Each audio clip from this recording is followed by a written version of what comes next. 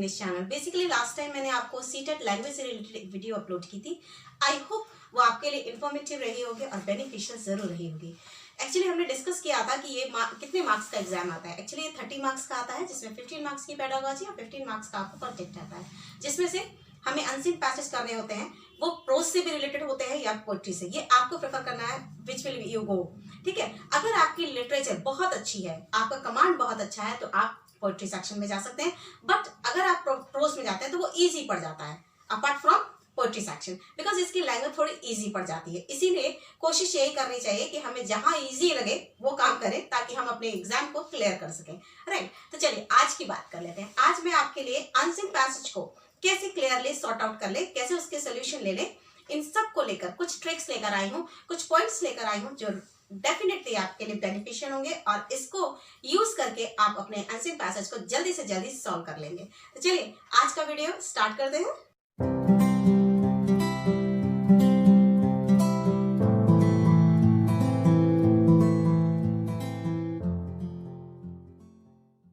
कुछ पॉइंट्स हैं जो आपके लिए रियली बेनिफिशियल होंगे। अगर आप इनको फॉलो करेंगे तो आप अपने पैसेज को रियली क्रैक कर पाएंगे, उसे आप इजीली सॉल्व कर पाएंगे। राइट, तो I hope for the best. तो चलिए हम लोग इस पॉइंट को स्टार्ट करते हैं। तो बेटा आपने सबसे पहला देखा है, मैंने पॉइंट लिखा है प्रैक्टिस। सुना ही होगा, practice makes a man perfect. Right, ये यूं ही नहीं कहा जाता, ये रियलिटी है। हम जब प्रैक्टिस करते हैं, किसी भी चीज की प्रैक्टिस करते हैं, तो वो चीजें हमारे माइंड में स्टोर हो जाती हैं, वो फिर कभी नहीं जाती। राइट, तो इसीलिए कोशिश यही करनी चाहिए ज्यादा से ज्यादा प्रैक्टिस करें। किस चीज की? सैंपल पेपर्स की। राइट, अपने लैंग्वेज से रिलेटेड जितने भी क्वेश्चन हैं, कितने भी सैंपल पेपर्स हैं, जिनके भी पार्ट हैं, उनको आप सॉल्व करिए, ज्यादा से ज्यादा सॉल्व करिए, ताकि आपको ये पता चले कि क्वेश्चन पेपर में कितने क्वेश्चंस आते हैं, किस किस चीज से रिलेटेड आते हैं और इनके आंसर्स हम कैसे ढूंढ पाते हैं। राइट, तो practice is very important.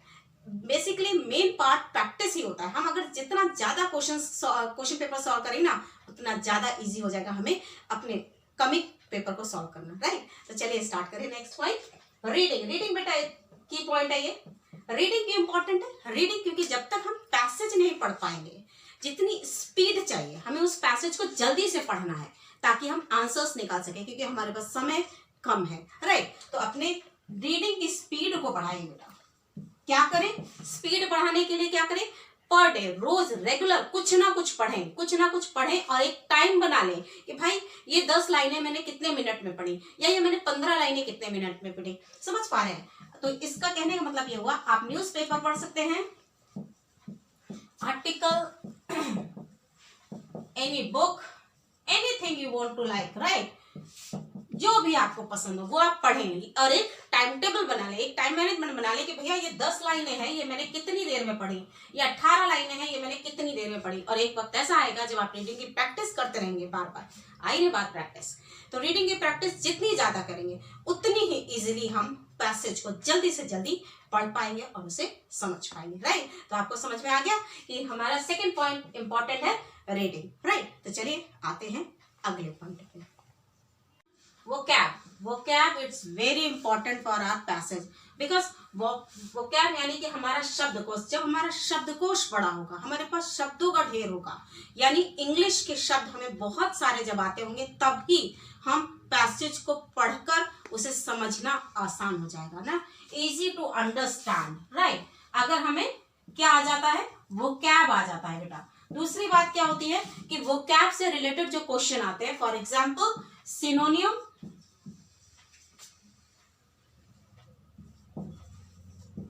And antonym.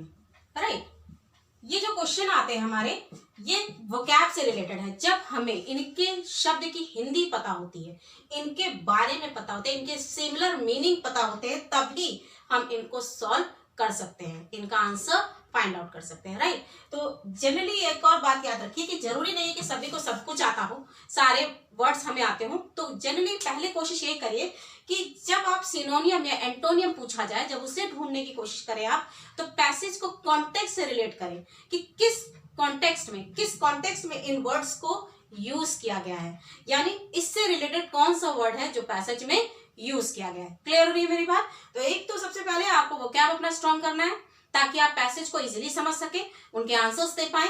जो भी सिनोनियम या एंटोनियम है, अगर मान लीजिए नहीं भी आता है तो एक बार कॉन्टेक्स्ट पे जाएं कि देखें कि उस वर्ड को किस लिए यूज किया है, किस संदर्भ में यूज किया है, तो उससे रिलेटेड उसका आंसर वहां पर आप पुट अप कर दीजिए। क्लियर हो रही है मेरी बात? चलिए आगे चले, कीवर्ड्स। तो बेटा सबसे पहले हम जब पैसेज करते हैं तो उसके क्वेश्चंस जो आते हैं, तो पहले पैसेज ना पढ़कर क्या करें, हम पहले क्वेश्चंस पढ़ें। किस पर ध्यान दें? क्वेश्चन पर। क्यों क्वेश्चन पर ध्यान दें? क्योंकि उनमें से हमें कुछ कीवर्ड्स निकालने हैं, यानी कि कुछ ऐसे पर्टिकुलर वर्ड्स निकालने हैं जिनको हम पैसेज में सर्च कर सकें, तो वो थोड़ा सा इजी हो जाएगा। कीवर्ड्स। अब कीवर्ड्स क्योंकि क्वेश्चंस को पढ़ लेने से क्या होता है, उनमें से कुछ शब्द होते हैं, यानी कुछ कीवर्ड्स होते हैं जिनको हम लेकर रखें अपने पास। जैसे फॉर एग्जाम्पल मान लीजिए कोई नाम है, कोई डेट है, टाइम है, या बोल्ड लेटर में लिखा हुआ है, या इन्वर्टेड कॉमर्स के अंदर है। समझ में आ रही है बात आपको? कि इन चीजों पर ध्यान दें। जब हम क्वेश्चंस पहले पढ़ेंगे ना बेटा, तो क्वेश्चन में हम उन चीजों को ही वापस पैसेज जब पढ़ेंगे तो फटाफट उन क्वेश्चन वर्ड्स कीवर्ड्स को ध्यान रखेंगे और अपने आंसर्स उन कीवर्ड को लेकर इजिली निकालकर आसान कर लेंगे। पॉइंट पे चलते हैं, आंसर्स कैसे निकाले पैसेज के। तो मैंने अभी आपको पहले ही बताया कि सबसे पहले पैसेज नहीं पढ़ना है, क्या करना है, हमें क्वेश्चंस पढ़ने हैं, ताकि उनके कीवर्ड्स निकाल के हम उनको जल्दी से पैसेज में ढूंढ सके और अपने आंसर निकाल सके। एक बात और है कि बच्चे समझ लेते हैं कि कभी कभी कुछ क्वेश्चन ऐसे होते हैं जो लगता है कि इनके आंसर इस पैसेज में नहीं है। बहुत रेयर केस में ऐसा होता है कि जब कुछ और बात उस पार्ट से लेकर अलग रिलेटेड पूछी जाती है। जनरली आंसर्स आपके उसी पैसेज में दिए गए होते हैं, तो बहुत कंफ्यूज होने की जरूरत नहीं है, बहुत परेशान होने की जरूरत नहीं है, राइट। और एक बात, जब स्टार्टिंग की जो सीरीज है, क्वेश्चन की जो सीरीज है, आंसर्स बेसिकली उसी के अकॉर्डिंगली आते हैं। अगर फर्स्ट और सेकंड क्वेश्चन है तो उसके आंसर जनरली पैरा 1 या 2 में, यानी स्टार्टिंग के 4-5 लाइनों में ही मिल जाएंगे, स्टार्टिंग की लाइंस में, राइट। इस बात को हमेशा याद रखिएगा, ये थोड़ा सा इजी पड़ जाएगा स्टार्टिंग लाइन में। ओके चलिए आगे आते हैं, यानी हमारा last part, theme and title. Title को ढूंढने के लिए सबसे बड़ी बात होती है कि हमें ये पता चलना चाहिए कि थीम क्या है, हमारे पैसेज का थीम क्या है, यानी किस बारे में बात होगी। ऑब्वियस सी बात है, आप इतने क्वेश्चंस पढ़ लेंगे तो आपको ये पता होगा कि पर्टिकुलर पैसेज किस चीज को रिलेट कर रहा है, राइट। किस बात के बारे में बात हो रही है, किस पर्टिकुलर चीज के बारे में बात हो रही है, राइट। तो जब हम थीम को लेकर चलते हैं, उसके स्ट्रक्चर को लेकर चलते हैं, उसके प्लॉट को लेकर चलते हैं, तो हमें फौरन पता चल जाता है कि भाई इसका टाइटल क्या होगा। आई होप आपको इतनी बात मेरी समझ में आ गई होगी। तो एक बार क्विक रिवीजन कर लेते हैं इन सब चीजों का। सबसे पहले बेटा, you have to practise very well of your sample papers.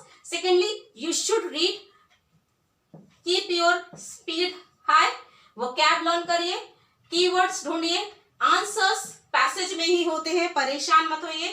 Theme अगर पढ़ लेंगे, अगर आपको थीम उस पैसेज का या प्लॉट का समझ आ जाएगा तो आपको टाइटल निकालना भी आसान हो जाएगा, राइट। तो चलिए हम इन चीजों को एक एग्जाम्पल करके देख लेते हैं, एक सेट करके देख लेते हैं, ताकि हमें और इजी हो जाए। So student, this is the passage for our practice. Basically ये मैंने एक बुक से निकाला है पैसेज, कि आपको एक सोल्यूशन करा सकूं, इसको सॉल्व करा सकूं। तो एक्चुअली क्या है कि मैंने आपको पहले ही बताया है कि हमें पहले पैसेज रीड नहीं करना, because we want some keywords, कुछ कीवर्ड्स निकालने हैं वहाँ से, ताकि हमें इजी हो पैसेज में उन आंसर्स को ढूंढना, ठीक है। तो चलिए स्टार्ट करते हैं अपने पहले क्वेश्चन से।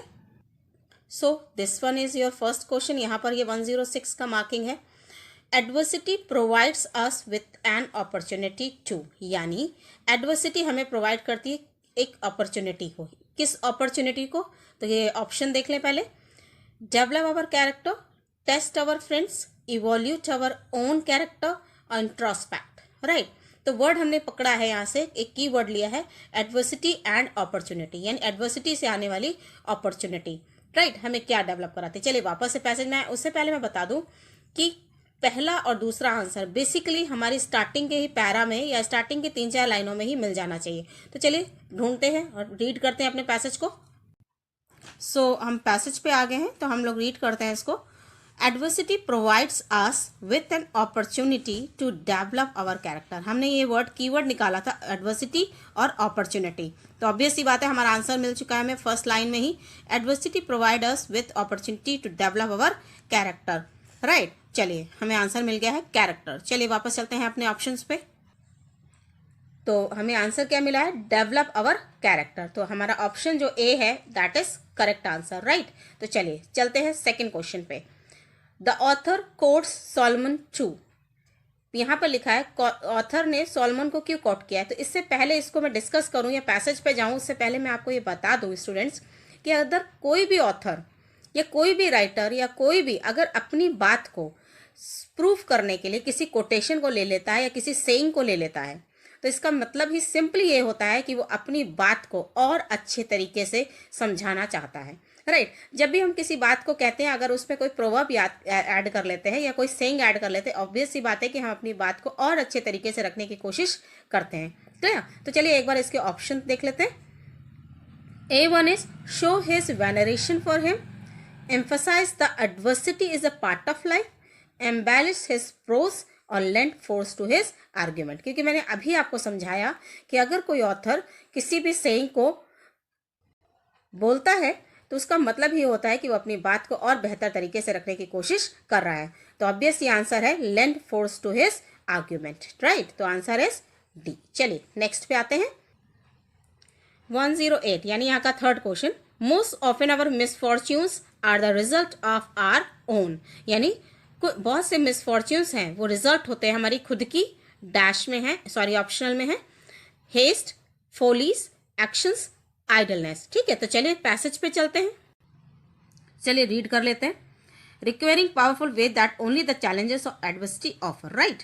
According to Solomon, adversity refines and reveals the gold and silver of our character। तो ये एक saying है, इसमें हमारा आंसर नहीं है। A lot of time adversity comes our way as direct or indirect result of our own action। तो आप देख पा रहे हैं कि adversity कैसे आती है, हमारे own action से। चलिए ऑप्शन पे जाते हैं अपने। तो हमारा ऑप्शन क्या है, ना हेस्ट, फोलिश, एक्शंस। तो आंसर है सी, वेरी नाइस। चलिए नेक्स्ट क्वेश्चन पे आते हैं। The सिनोनियम for caution. सिनोनियम यानी वोकैब। तो मैंने स्टूडेंट्स आपको पहले ही बताया है कि you have to work on your vocab first, क्योंकि जब तक हमारा शब्दकोश बड़ा नहीं होगा we can solve these things, right. किसी भी चीज़ को समझने के लिए अगर हमें उसका वोकैब हमारा स्ट्रांग है, इंग्लिश को जानने के लिए, इंग्लिश को बहुत अच्छे से सीखने के लिए आपका वोकैब का जो ट्रेजर है वो बड़ा होना चाहिए, राइट। तो इसीलिए अगर हमारा वोकैब बड़ा होगा हम इस शब्द की हिंदी समझ पाएंगे, और जब हम हिंदी समझ पाएंगे तभी हम इनमें से आंसर फाइंड आउट कर पाएंगे, राइट। तो student you have to work on vocab, right. चलिए आते हैं सिनोनिम पे। सिनोनिम क्या होता है, इट्स अ सिमिलर मीनिंग, बिल्कुल समान अर्थ इसका ढूंढना है हमें, ठीक है। कॉशन्ड, कॉशन का वर्ड यहाँ पे बता देती हूँ, यहाँ पे सचेत करना होता है, राइट। तो इसके ऑप्शन देख ले, थ्रीटेड, सजेस्टेड, परसुएडेड, वॉर्न्ड। ऑब्वियस सी बात है क्योंकि सचेत करना होता है यानी चेतावनी देना होता है, तो answer is D. Next question. The phrase exercise in futility means, इसका क्या मतलब, यानी ये एक फ्रेज है, तो आप यहाँ से पॉइंट आउट करिए, कहीं पे भी हमें देखना है, इस फ्रेज को ढूंढना है, राइट। तो चलिए वापस आते हैं अपने पैसेज पे।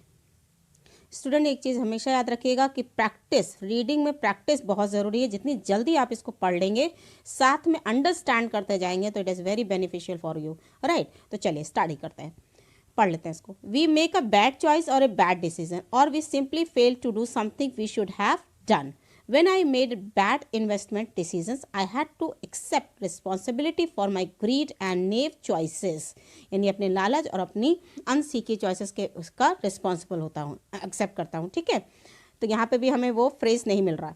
आगे चलते हैं। Yes, several men and misrepresented the opportunities to me, but the fact is I am the one who made the decisions, and I experienced the very consequence that Solomon had cautioned us about.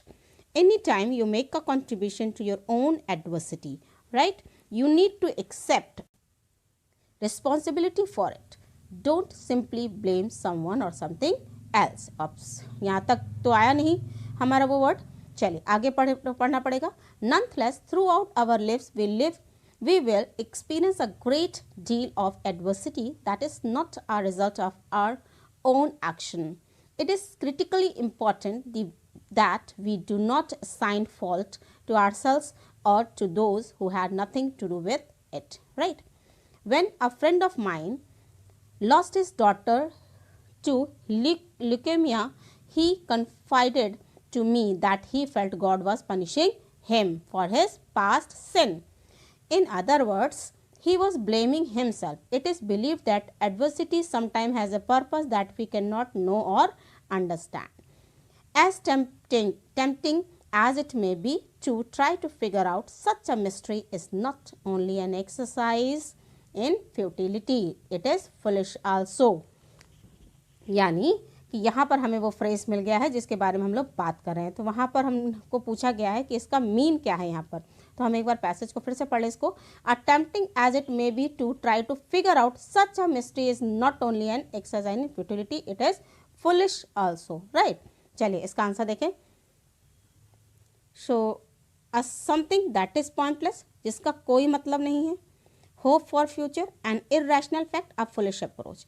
Obvious सी बात है कि ये something that is pointless, इसका मतलब होता है something which is pointless, जिसका कोई मतलब नहीं है, जिसका कोई भी वजूद नहीं है, राइट। क्योंकि एडवर्सिटी खुद से आती है, हमारे एक्शन के द्वारा आती है, तो इसका कोई भी पॉइंट कुछ भी इसका मतलब नहीं है। तो ऑब्वियस सी बात है, आंसर इज ए। चलिए 11 पे आते हैं।